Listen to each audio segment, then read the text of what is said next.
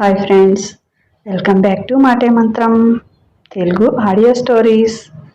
ఈరోజు మనం చదువుకోబోయే కథ ప్రేమగా మారిన పంతం 32వ భాగం. ఈ కథ కనుక మీకు నచ్చినట్లయితే తప్పనిసరిగా ఒక లైక్ ఇవ్వండి.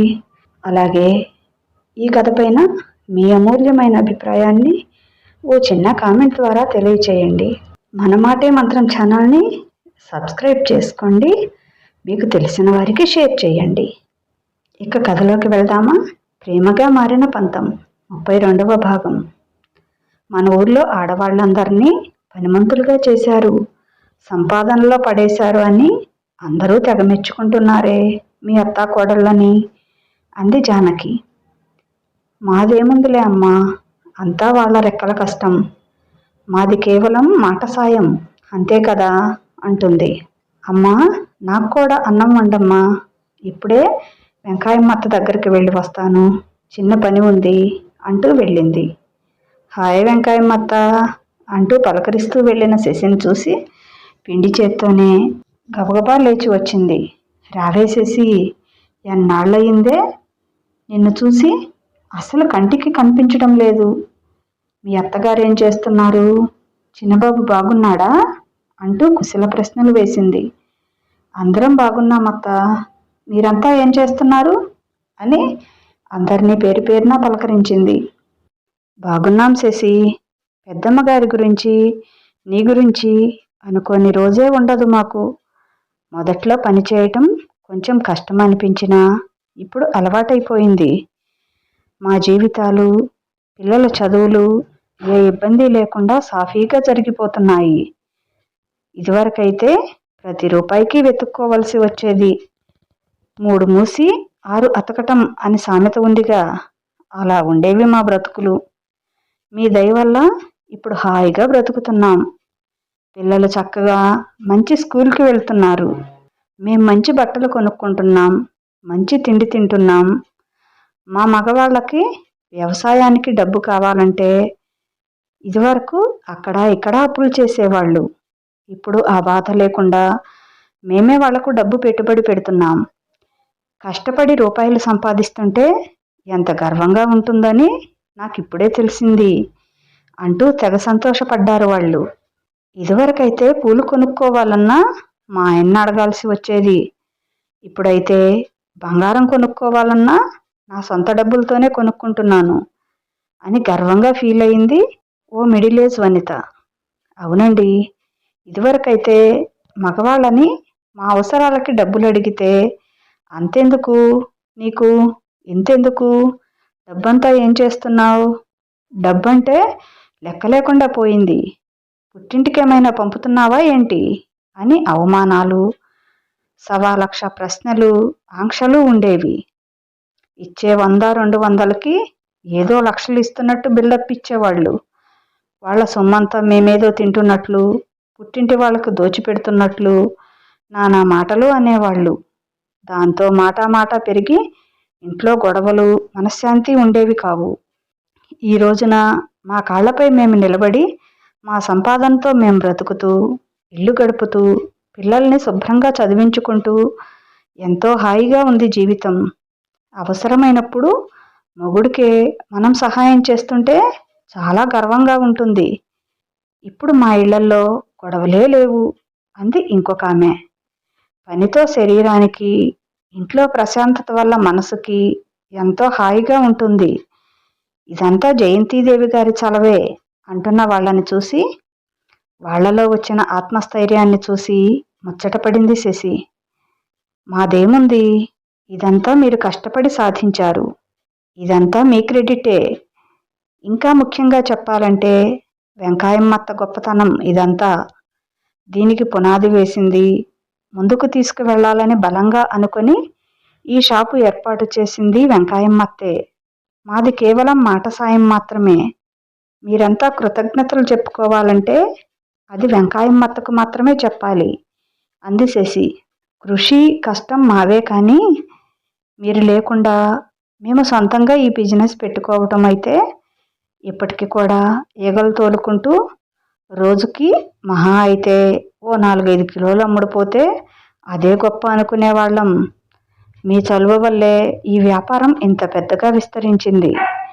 రోజుకి మన ఊరి నుంచి దాదాపు 1000 కిలోలు పైగా స్వీట్లు బయటకు వెళ్తున్నాయి.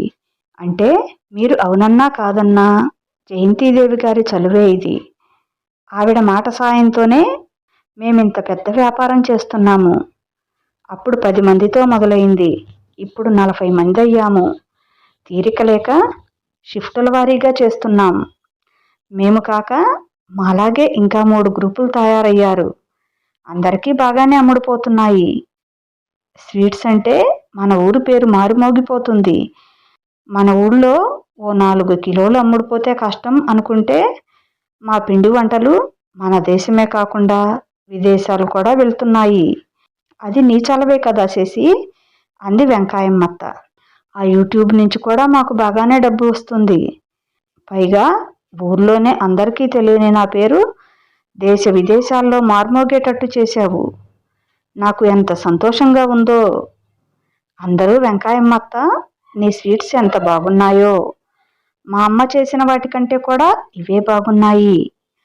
నీ స్వీట్స్ లాగే నీ మాటలు కూడా తీయగా ఉన్నాయత్తా అని అందరూ పొగుడుతుంటే నాకైతే అప్పుడప్పుడు భూమి మీద కాలు నిలవదేసేసి, అంది వెంకాయమ్మత్త. రేపు నాకు ఏదో అవార్డు కూడా ఇస్తారంటే శశి, పైగా ఇక్కడికి వచ్చి నన్ను ఎంట్రో బొంట్రో చేస్తారంట. అప్పుడు నువ్వు పక్కనే ఉండాలి శశి. ఏం మాట్లాడాలో ఏమో, వాళ్ళు ఏమడుగుతున్నారో నాకు తెలియదు కదా, అందుకే, అంది వెంకాయమ్మత్త. ఇంటర్వ్యూ అత్త, మీరు బిజినెస్ ఎలా ప్రారంభించారు, ఏం చేస్తున్నారు, ఎలా చేస్తారు, ఇవన్నీ అడుగుతారు. దానికి మీరే సమాధానం చెప్పాలి. మధ్యలో నేనెందుకు? వాళ్ళు తెలుగులోనే అడుగుతారు. మీరు చక్కగా సమాధానం చెప్పండి, అంది శశి వాళ్ళకి ధైర్యం చెబుతూ. నువ్వుంటే అదో ధైర్యం శశి, అంది వెంకాయమ్మత్త. అదేం అవసరం లేదిప్పుడు. వెంకాయమ్మత్త అంటే సామాన్యురాలు కాదు. దేశ విదేశాల్లో తన వ్యాపారాన్ని విస్తరించిన బిజినెస్ ఉమెన్. నీకు తెలియటం లేదు కానీ మాలాంటి వాళ్ళకంటే నువ్విప్పుడు ఎంతో గొప్పదానివి వెంకాయమ్మత్త. ఎంతోమందికి ఇన్స్పిరేషన్ నువ్వు. వచ్చిన వాళ్లతో వాళ్ళు అడిగిన దానికి ధైర్యంగా సమాధానం చెప్పు. మీరు చేసేదే చెప్తారు. పైగా నీతోటి వాళ్ళందరూ నీ పక్కనే ఉంటారు, అంది శశి. ఇంతకీ నీ మాటల్లో పడి అసలు విషయం మర్చిపోయాను. రేపు ఉదయానికి ఓ 500 వచ్చేలా స్వీట్స్ కావాలి, బూందీ కావాలి. రేపు మన పంచాయతీ ఆఫీసులో పిల్లల కోసం కోచింగ్ సెంటర్ ఏర్పాటు చేయబోతున్నాం. ఎమ్మెల్యే గారు వచ్చి ప్రారంభిస్తారు. అక్కడికి అందరూ వస్తారు కదా, వచ్చిన వాళ్ళకి స్వీటు హాటు ఇవ్వడానికి, అంటుంది శశి. పొద్దున్నే చాటింపు విన్నాం శశి. జానకి వదిన కూడా ఏమీ అనలేదు నాతో.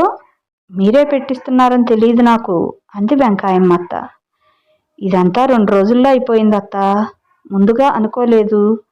అమ్మకి చెప్పే అవకాశం కూడా రాలేదు, అంది శశి. సరే శశి, నేను రేపొద్దున పంపిస్తాను కానీ ఇది మీ ఇంట్లో కార్యక్రమం కాదు కనుక దీనికి డబ్బులు ఇవ్వటానికి వీల్లేదు. దీనికి ఇష్టమైతేనే పంపిస్తా, లేకపోతే లేదు, అని ఖచ్చితంగా చెప్పింది వెంకాయమ్మత్త.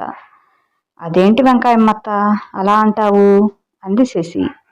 అవునమ్మా, ఊర్లో ఆడవాళ్ళకి ఎంత మంచి చేయాలనుకుంటున్నారు మీ అత్తాకోడళ్ళు. మాకు తగినంత మేము చేస్తాము, మీరు కాదనటానికి వీల్లేదు, అన్నారు వాళ్ళంతా ముక్త కంఠంతో. సరే మీ ఇష్టం, మీరు వినేటట్లు లేరుగా, అంది శశి. సరే అత్త, నేను వెళ్తున్నాను, అక్కడింకా పని ఉంది. రేపు మీ అందరూ కూడా పంచాయతీ ఆఫీస్ దగ్గరకు రండి, అంది శశి. సరే శశి, వస్తాంలే, అని చెప్పారు వాళ్ళంతా. ఇంటికి వెళ్ళింది. ఏంటే మీ అత్త మాటలు వింటూ అక్కడే కూర్చున్నావా, ఆకలి వేయటం లేదా, అంది జానకి. బాగా ఆకలి వేస్తుందమ్మా, మీరు తిన్నారా, అంది. నాన్నకి పెట్టానమ్మా ఇందాకే, మనిద్దరం తిందాంరా, అంది. అమ్మా, చాలా రోజులైందే నీ చేత్తో ముద్దలు పెట్టించుకొని అన్నం తిని, ఈరోజు పెట్టమ్మా, అంది. నా బంగారు తల్లి, రావే పెడతాను, అంటూ గబగబా కంచం తీసి అన్నం పెట్టుకొని వచ్చింది. కూర కలిపి కూతురికి గోరుముద్దలు తినిపించింది. నువ్వు కూడా తినమ్మా, అంది. నేను తర్వాత తింటాలేవే, ముందు నువ్వు తిను అంటూ ముద్దలు కలిపి పెట్టింది. తృప్తిగా తిని, ఇంకా చాలమ్మా, నువ్వు కూడా తినేసేయి అంది శశి. ఎందుకో తెలియదు, అత్తగారింట్లో ఎంత బాగా చూసుకున్నా కూడా అమ్మ దగ్గరకు రాగానే సంటిపిల్ల అయిపోతుంది ఏ ఆడపిల్ల అయినా. తండ్రిని చూసింది, నిద్రపోతున్నారు. సరే అమ్మా, నువ్వు నాన్న రేపు ఉదయం పంచాయతీ ఆఫీస్ దగ్గరికి రండి, వెంకాయమ్మత్త వాళ్ళు కూడా వస్తారు, వాళ్ళతో పాటురా అంది శశి. సరేలేమ్మా, వస్తానులే అంటుంది జానకి. నాన్నకు చెప్పమ్మా, నాకు అక్కడ పని ఉంది, ఇంక వెళ్తాను అంటుంది శశి. సరే తల్లి, వెళ్ళిరా అని కూతుర్ని సాగనంపుతుంది. శశి స్కూటీ స్టార్ట్ చేసి అమ్మకి బాయ్ చెప్పి వెళ్ళిపోయింది. శశి వెళ్ళేటప్పటికి పిల్లలంతా వచ్చి ఉన్నారు. ఎక్కడెక్కడ ఎలా డెకరేట్ చేయాలి, ఎక్కడ ఏ ముగ్గు వేయాలి అని వాళ్ళు నిర్ణయం చేసుకున్నారు. అక్క, ఇలా చేద్దామా అలా చేద్దామా అని అడుగుతుంటే, మీరు ఏమనుకున్నారో ఎగ్జాక్ట్లీ అలాగే చేయండి, అందులో నన్ను అడగటానికి ఏమీ లేదు అని చెప్పింది శశి, బాధ్యతను వాళ్ళ మీదే వదిలేస్తూ. ఇక వాళ్ళ హడావుడి చూడాలి. వాళ్లలో వాళ్ళు మాట్లాడుకొని అక్కడంతా పూలదండలతో, వాళ్ళ ఇంటి నుంచి తెచ్చిన ఓణెలతో చాలా చక్కగా డెకరేషన్ చేశారు. అక్క, ఎలా ఉంది, బాగా డెకరేట్ చేశామా చూడు అన్నారు. అదంతా చూసిన శశి ఆశ్చర్యపోయింది. ఎంత బాగా డెకరేట్ చేశారు, వీళ్లలో ఎంత సృజనాత్మకత ఉంది అనుకుంది. చాలా బాగుందమ్మా, చాలా బాగా చేశారు అని మెచ్చుకుంది శశి. ఇక ముగ్గులు వేద్దాం అంది.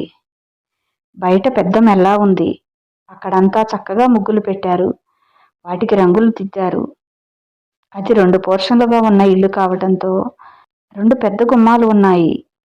ఒక గుమ్మం ముందు సుస్వాగతం అని, ఒక గుమ్మం ముందు వెల్కమ్ అని రాసి చక్కగా రంగులు దిద్దారు. బయట వాకిట్లో కూడా చక్కగా కళ్ళాపు చల్లి ముగ్గులు వేసి రంగులు దిద్దారు. అలా బయట నుంచి చూస్తే పెళ్లి ఇల్లులా కళకళలాడిపోతుంది. ఈ పనులన్నీ పూర్తయ్యేసరికి రాత్రి 7 గంటలు దాటింది. వాళ్లలో 5 అమ్మాయిలను సెలెక్ట్ చేసి, రేపు మీరు పట్టులంగా ఓణి వేసుకొని సాంప్రదాయంగా రండి, మీరు ఎమ్మెల్యే గారికి హారతి ఇచ్చి పూలదండ వేసి పుష్పగుచ్చం ఇచ్చి స్వాగతం పలకాలి.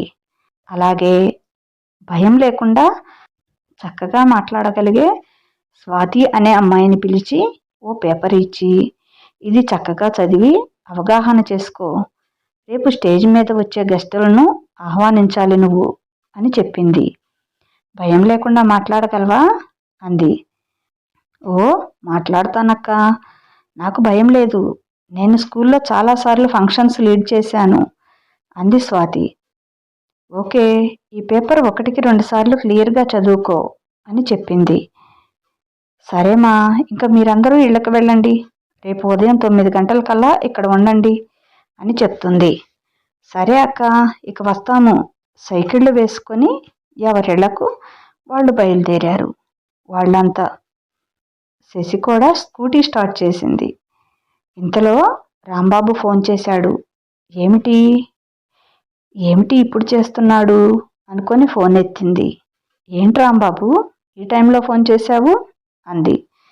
ఫోన్లో ఎవరివో గట్టిగా మాటలు వినిపిస్తున్నాయి పక్క నుంచి. ఏమీ లేదు వదినమ్మా, వీళ్ళు మళ్ళీ వచ్చారు, గొడవ చేస్తున్నారు. అన్న వాళ్ళు వస్తే ఫోన్ చేయమన్నాడు, కానీ అన్న ఫోన్ స్విచ్ ఆఫ్లో ఉంది, ఏం చేయాలో అర్థం కావటం లేదు, నన్ను తిడుతున్నారు అన్నాడు వాడు భయంగా. సరే, నేను వస్తున్నానులే అంది శశి. అయ్యో నువ్వా, నువ్వు రావద్దొదినా, అన్న అరుస్తాడు అంటున్నాడు రాంబాబు ఫోన్లో.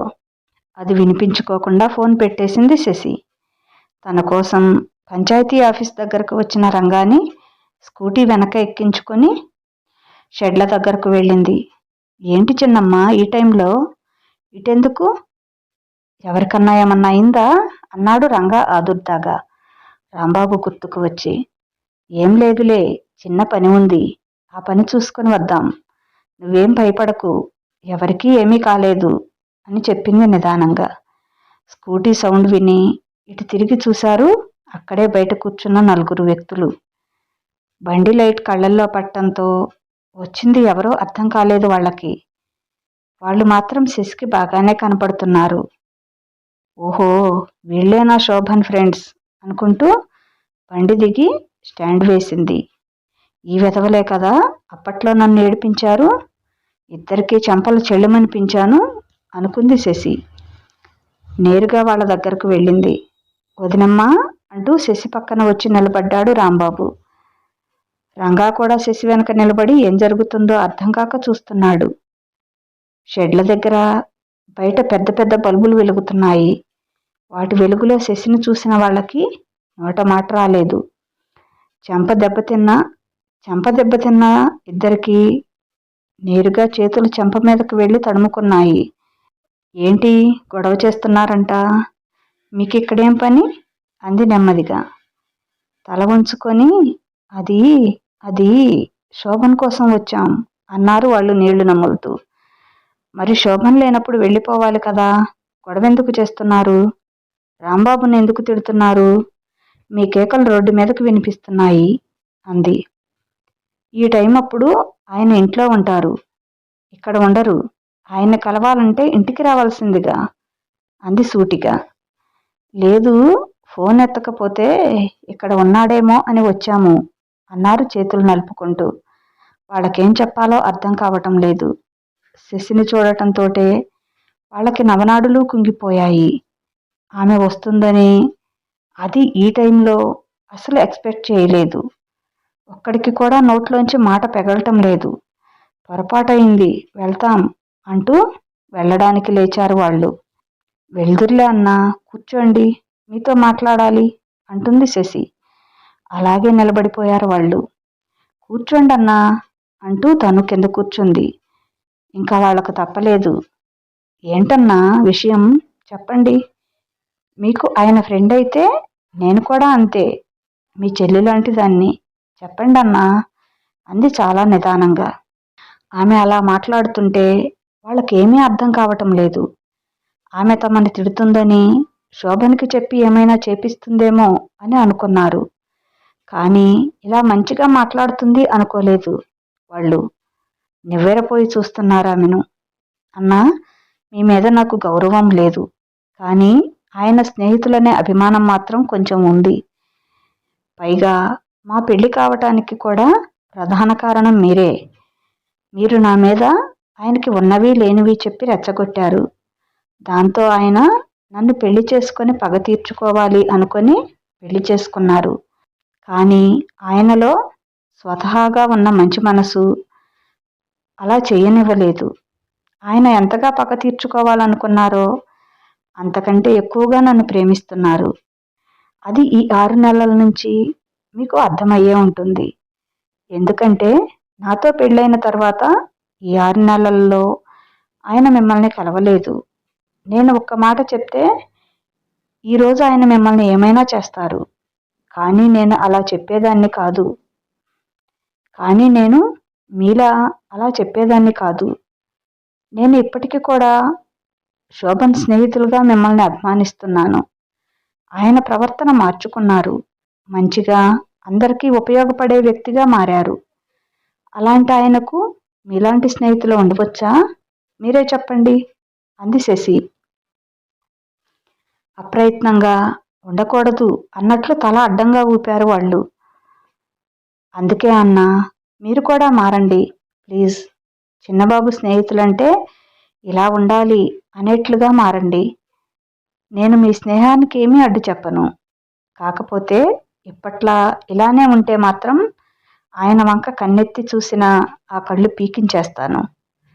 ఆయన దగ్గరకు రావాలనుకుంటే అనుమానమే లేదు, మాడి మసైపోతారు మీరు అంది శశి. మిమ్మల్ని ఊర్లో అందరూ ఎంత అసహ్యంగా మాట్లాడుకుంటారో తెలుసా? ఎంత నీచంగా చూస్తారో తెలుసా? ఊళ్ళో వాళ్ళు కాదు, మీ ఇంట్లో వాళ్ళు, మీ కన్న తల్లిదండ్రులు, మీకు పుట్టిన బిడ్డలు, మీరు కట్టుకున్న భార్యలు మీకు పడి ఏడుస్తున్నారు కదా. వాడి దగ్గర వీడి దగ్గర డబ్బులు తీసుకొని తాగి తిరుగుతూ ఇలా జల్సాలు చేయటానికి మీకు అసహ్యం అనిపించటం లేదా? ఇక జీవితమంతా ఇలాగే బ్రతుకుతారా? ఎందుకన్నా ఇలాంటి బ్రతుకు? ఈ బ్రతుకు కంటే చావే నయం కదా అంది అసహ్యం నిండిన గొంతుతో. ఆమె మాటలను మంత్రం వేసిన వాళ్లలా అలాగే వింటూ కూర్చున్నారు. వాళ్ల కళ్ళలో నీళ్లు కారుతున్నాయి. ప్లీజ్ అన్నా, ఓ చెల్లిగా చెప్తున్నాను, ఇకనైనా మారండి. మీ స్నేహితుడు మీకు సహాయం చేస్తాడు. మీకు చేతనైన పని చేయండి. మీకు కావాలంటే కొంత భూమి కూడా ఇస్తాడు. సాగు చేసుకోండి. లేక మీకు వచ్చిన ఏదైనా పని చేసుకోండి. మీ ఇంట్లో వాళ్ళని ఏడిపించకండి. ఊర్లో వాళ్ళందరితో చండాలంగా తిట్టించుకోకండి. ఓ చెల్లిగా నేను మిమ్మల్ని కోరేది ఇదే.